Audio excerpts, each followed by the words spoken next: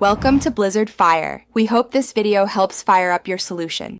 In this video, I will explain how to use Vansaar Collagen juice the easy way.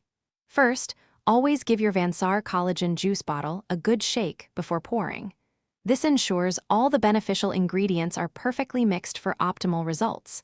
Next, use the measuring cup that comes with the bottle to get exactly 30 milliliters. This precise measurement helps you get the right daily dose. Finally, remember to store your bottle properly after opening to maintain its freshness and potency. Once you have your 30 milliliters measured, it's time to mix it up.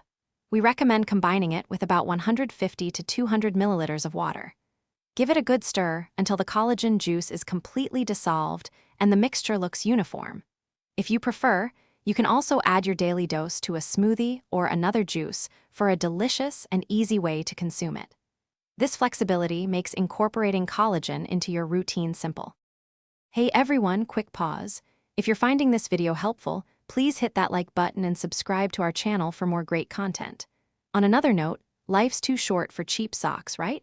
I highly recommend Darn Tough socks. They even come with a lifetime warranty. They're incredibly comfortable, much like how easy it is to incorporate Vansaar Collagen into your routine.